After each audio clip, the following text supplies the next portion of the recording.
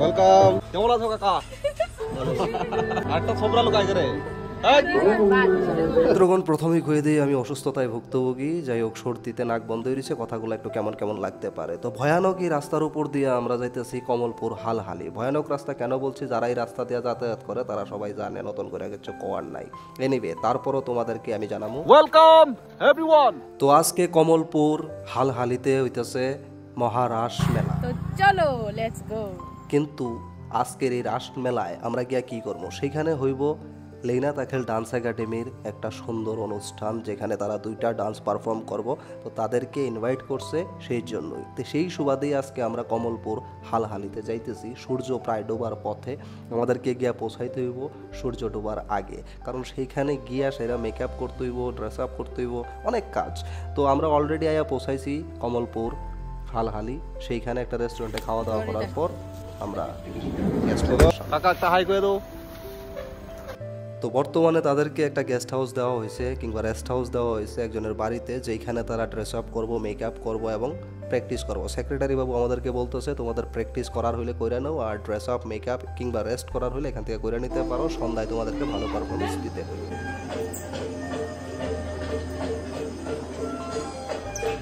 যাই হোক, ফাইনালি তাদের প্র্যাকটিস শেষ, এখন তাদের মেকআপ করার পালা। এই যে মেকআপ করার সেশনটা চলতেছে বিগত 2.5-3 ঘন্টা ধরে চলতেছে, আর এই মেকআপের সেশন কবে শেষ হইব আমরা নিজেরাও জানি না। যদিও ডান্স করতে গেলে ড্রেস আপ, কস্টিউম, মেকআপ এগুলো বিশেষ জরুরি। কাকাও বোর হয়ে আছে গা, আর আমিও বোর হয়েছি গা। বইয়া বইয়া শুধু চিন্তা করতেছি একটা বিষয়, হই তাদের মেকআপ কি শেষ হইতো না?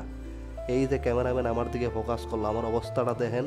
আমি এতটাই বোর যে বারবার এটি ভাবতেছি কবে শেষ হইব, শেষ তো আর হয় না। যাই হোক, ফাইনালি তাদের মেকআপ শেষ হয়েছে, ড্রেস আপ শেষ হয়েছে, এখন তাদের প্রোগ্রাম করার পালা। তারপরেও লেনার একটা সমস্যা, সে খালি বারবার জিগায় সুন্দর লাগতেছে নি। সবাইকেই সুন্দর লাগতেছে। আশা করি আজকের পারফরমেন্স সবারই ভালো লাগবে।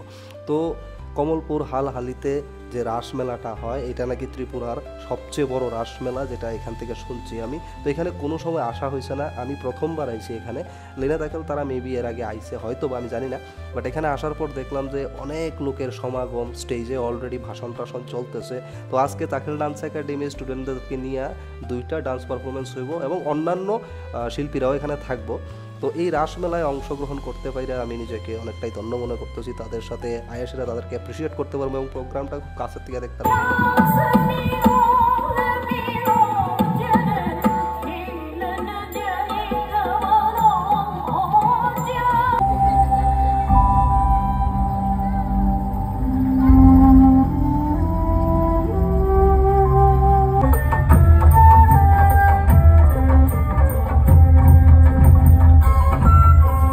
যাই হোক, ফাইনালি তাদের প্রোগ্রাম শেষ হইলো, এখন কেনাকাটা করার পালা।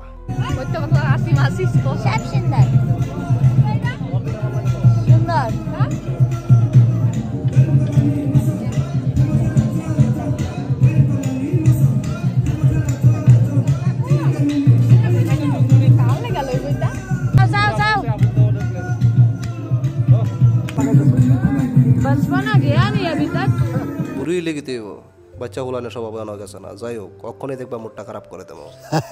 लड़कियों की पसंदीदा चीज खरीदने में मना कर दो, फिर देखो रिएक्शन। তো গয়া বেটে বুঝিনি মুড খারাপ, মুখ বাংলার ফাঁস হয়ে আসা। পছন্দের জিনিস কেনাকাটাতে না করে দিবা, দেখবা মুখ কেমন বাংলার ফাঁস হয়ে যাবে। যাই হোক, সমস্যা নাই, এখন খাওয়া দাওয়া করার পালা, অনুষ্ঠান শেষ, বাড়ি ফেরার পালা।